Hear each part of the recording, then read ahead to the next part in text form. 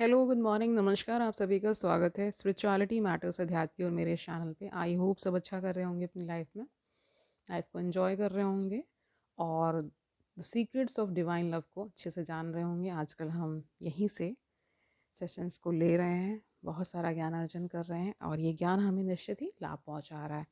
आज हम जो टॉपिक लेकर के आए हैं इस किताब से, वो है Adam and ewe and the devil. इसके बारे में कहानी तो चर्चित है, बहुत कुछ जानते भी होंगे, जो नहीं जानते वो जान लेंगे। ठीक है, शुरू करते हैं आज का सेशन। Let's get started. तो देखिए, the story of Adam and Eve is not an ancient myth, it is our story. तो कह रहे हैं ये कोई एंशियंट मिथ नहीं है ना, ये हमारी ही कहानी है। We were created from dust and water and sent to this world not only to love and worship God and return to heaven, but also to become a manifestation of heaven on earth by reflecting God's qualities of love and mercy upon all creation. तो हमारा, क्योंकि हम सबसे ऊपर creation की, मतलब कहा जाता है ना, मनुष्य सबसे उत्कृष्टतम है ना कृति है ईश्वर की। तो ये हमारा दायित्व आ जाता है कि हम सभी जीव जंतुओं पर दया करें, हम उनको बहुत ज़्यादा नुकसान ना पहुंचाएं, उनको भी जीने दें और खुद भी जिएं। ठीक है, और ये सब क्या है, क्वालिटीज़ क्या रिफ्लेक्ट करती हैं, गॉड की क्वालिटीज़ रिफ्लेक्ट करती हैं। जैसे गॉड बहुत दयालु है, शील है ना, सब पर कृपा करने वाला है, सबको अच्छे से रखने वाला है। इस तरह से हमारे लिए भी ये अपेक्षित है कि हम सबकी अच्छे से रक्षा करें, सबके ऊपर दया करें, प्रेम से रहें और अपना जीवन अच्छे से बिताएं। ठीक है, as the prophet Muhammad said, adorn yourself with divine qualities. तो अपने आप को एक तरह से डिवाइन क्वालिटीज़ के को हम मतलब ग्रहण करें उनको। एक शब्द आता है विभूषित होना, है ना, उन सब क्वालिटीज़ से हम विभूषित हों, ऐसा हमारा जीवन होना चाहिए। कि किन क्वालिटीज़ से, जो डिवाइन क्वालिटीज़ हैं। ठीक है, जो ईश्वर की, अल्लाह की क्वालिटीज़ हैं। Both man and women were called to be the mirrors of God on earth and to work together to create harmony and peace for all people. तो कह रहे हैं जो आदमी औरत है ना, जो भी हैं, वो क्या है, मिरर्स हैं, आईना है गॉड का। ठीक है, अर्थ पर, है ना। और ये इसलिए ऐसा किया गया ताकि दोनों अच्छे से हारमोनी में काम करें और लोगों के साथ क्या पीसफुली और पीस सबको दें, यानी शांति की बात हो रही है। Just as a pomegranate seed cannot grow into a tree without soil and soil cannot birth from itself pomegranate fruit। ये अनार की बात हो रही है ना। Without a seed, the divine masculine and divine feminine complement one another on the path of blossoming the soul। तो कह रहे कि दोनों ही आदमी औरत को जो बनाया गया वो इसलिए ताकि ये संसार चल सके, इस संसार में जो सारी गतिविधियाँ होती हैं वो सारा ठीक से चल सके, है ना, इसलिए ऐसा किया गया है। और ताकि ये दो एक दूसरे को कॉम्प्लीमेंट करते हैं। जो फेमिनिन एनर्जी है, जो मैस्कुलिन एनर्जी है, दोनों की बात की जा रही है। ठीक है, men and women are not physically identical but they are equal in value in the eyes of God। कह रहे फिजिकली आइडेंटिकल तो है नहीं मैन एंड women, लेकिन ये इक्वल हैं किनकी आंखों के सामने, भगवान की। ठीक है, for the soul has no gender. तो कह रहे हैं आत्मा का कोई जेंडर नहीं होता, इसलिए ये बात कही जा सकती है। As the prophet Muhammad says, verily women are the twin halves of man। In fact, the word for Eve in Arabic is the same as Hebrew and Hawa, है ना। Hebrew word Hawa है, which comes from a root word that means source of life। इसको source of life भी कहा जाता है क्योंकि औरत ही जननी है, इसलिए ऐसा कहा जा रहा है। In essence, every time we reference Eve, we are reminded that although the prophets of God that were mentioned in the Quran were men, without women there would be no prophets born into this world। इसको ही जननी कहा जाता है, इसीलिए कहा जाता है कि अगर प्रॉफिट्स भी आए हैं तो वो भी किसी औरत की कोख से ही आए, इसलिए ऐसा कहा जाता है। तो उनके बगैर, औरत के बगैर तो वो भी नहीं आ सकते थे।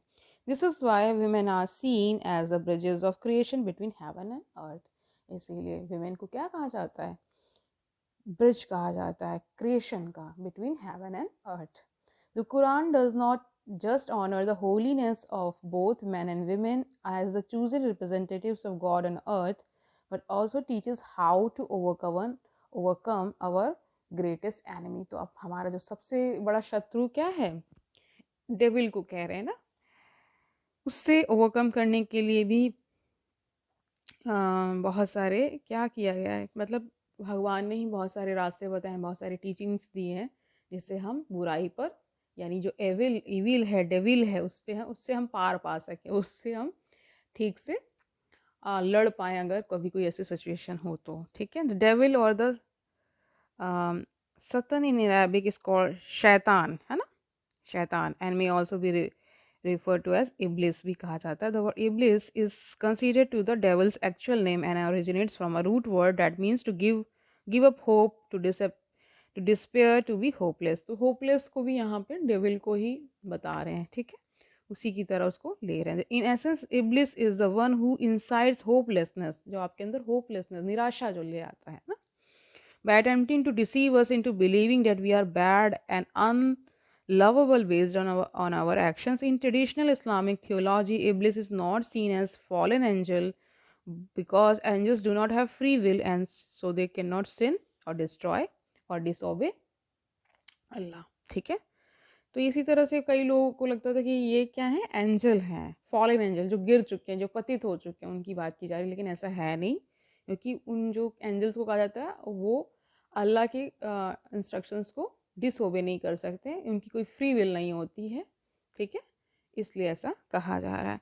तो कुरान डिस्क्राइब्स द शैतान एज जिन, है ना, अ creation of God made from smokeless fire that is part of the unseen realm. Although we cannot physically see the jinn, similar to human beings, they have been given free will.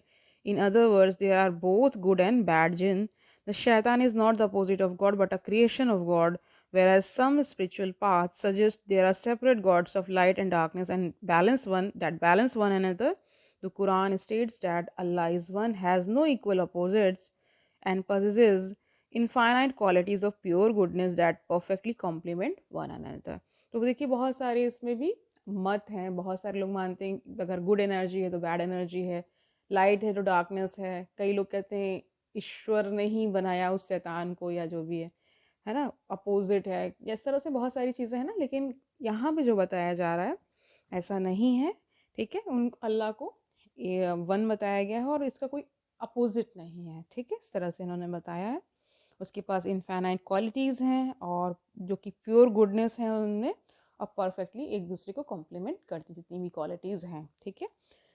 कह रहे हैं the Shaitan has no power except for what Allah allows him to have, even though the Shaitan is considered a clear enemy to man, his creation still has a holy purpose. इसको भी बता रहे हैं कुछ Holi purpose, यानी कि अच्छा ही पर्पस होता है। Just as finding the hole in leaking gold is a blessing because it shows us what needs to be patched. The divine mercy behind the existence of the Satan is that he shows us where our hearts are not in alignment with God.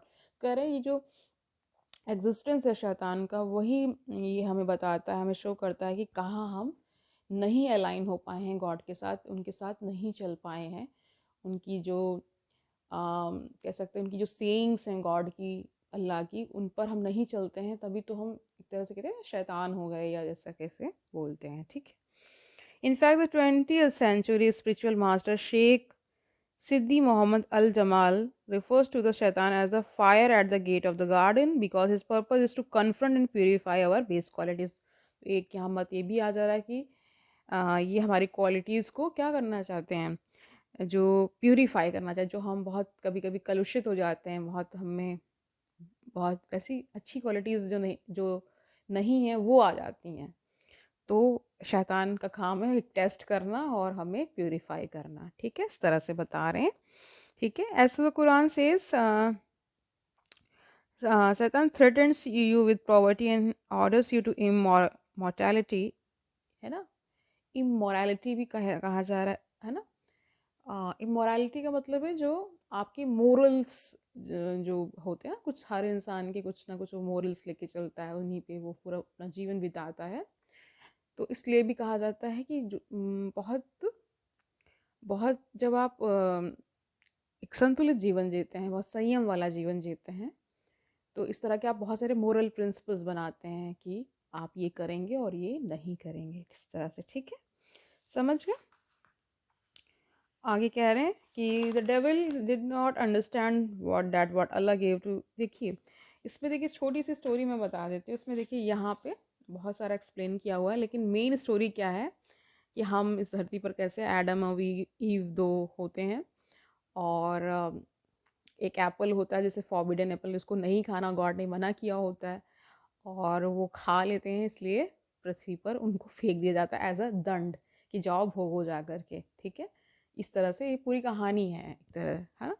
तो आप समझ ही गए होंगे कि इस पूरी चर्चा का क्या क्रक्स है। पूरा जो भी हम जीवन में ज्ञान ग्रहण कर रहे हैं उसमें हमेशा 3 मेन मुझे दिखता है, और अगर एक को भी आप फॉलो कर लेते हैं तो मोर देन इनफ है। अगर आप सत्य पर चलना चाहते हैं, सत्य की राह आपने पकड़ ली है, तो उसी में सब कुछ आ जाता है। अगर आप करुणा को लेकर चलते हैं, उसमें ही सत्य, जो करुणा जिसके अंदर होगी वो सत्य पर भी चलेगा। अगर आप ऑनेस्टी को, ईमानदारी को लेते हैं, ईमानदारी में भी वो सारी चीज़ें आ ही जाएंगी, ठीक है। तो देखिए जब हम अपने जीवन को जी रहे होते हैं ना, तो ज़रूरी नहीं कि हर समय आप बहुत आनंदित ही रहेंगे, नहीं होगा ऐसा, ठीक है।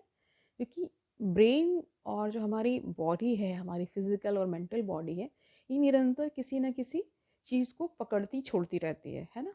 देखते होंगे आप, कभी कोई थॉट आ रहा है, कभी कुछ आ रहा है, तो जब इस पे थोड़ा सा आपको कमांड होने लगे, यानी आप अपने थॉट्स को शांत करना सीख जाएं, आप मेडिटेशन जब करते हैं तो एक अवस्था ऐसी आती है जब वो थॉट्स मिनिमम होने लगते हैं ना। जैसे तो बहुत सारे थॉट्स आते हैं, जब वो मिनिमम होने लगते हैं और आप अपनी सांसों पे जब फोकस करेंगे तो भी ये महसूस होता है कि सब कुछ शांत हो गया है। और यही शांति की खोज हम सब कर रहे हैं इस संसार में। जो आपको इतना वैमनस दिखता है, इतना अपराध दिखता है, उसकी जड़ पे जाइए तो आप ये समझ पाएंगे कि इसके जड़ में क्या है।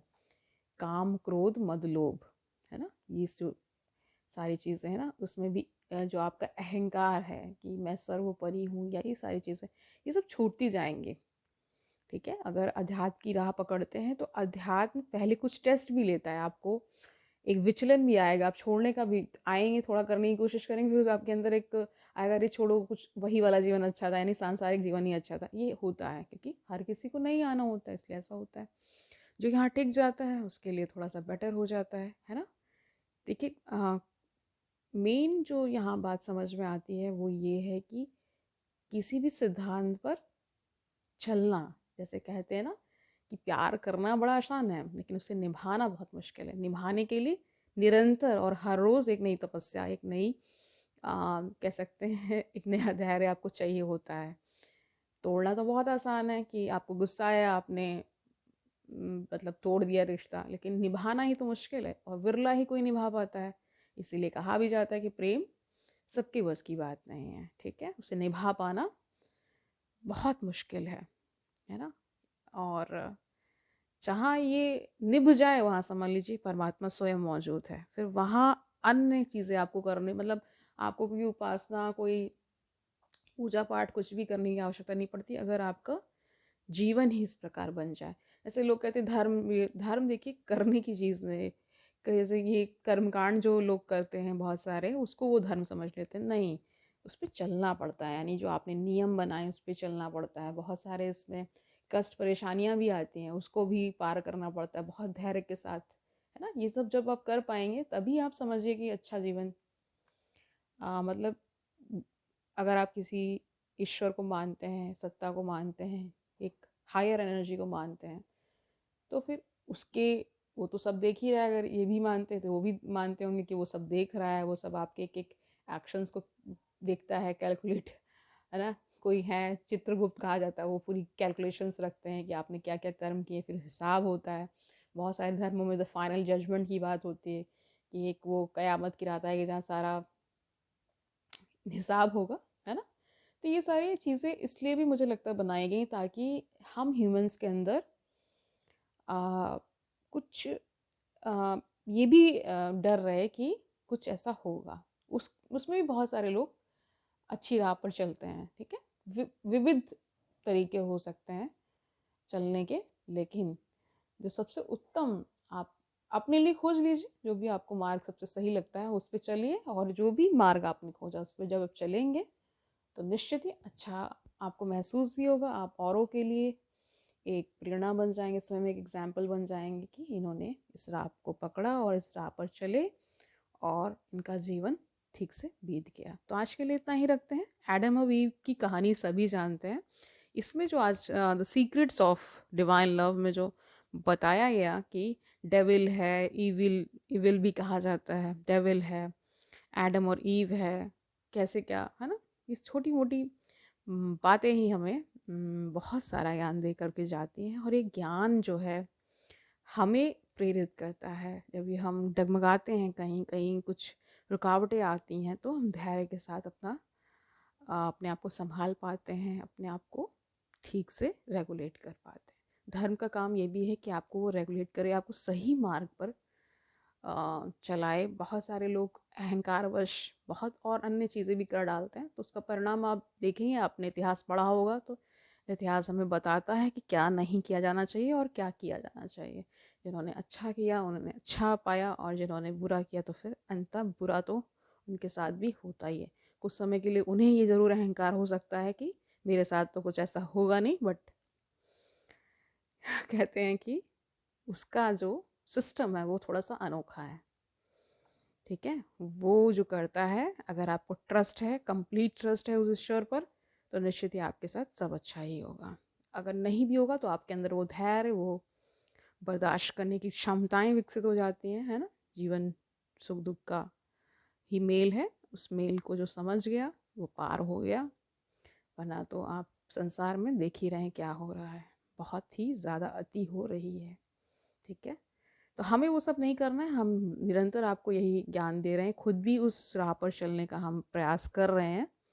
निश्चित ही जब हम खुद चलते हैं तभी हम दूसरों को भी कह सकते हैं, अदरवाइज तो कहना ही बेकार है। तो कल मिलते हैं, तब तक आनंद से रहिए, सुखपूर्वक अपना जीवन व्यतीत करिए, दूसरों को सुखी करिए, और ये भी याद रखिए कि ये ज्ञान कितना आवश्यक है। कल मिलते हैं, तब तक के लिए हरिओम तत्सत।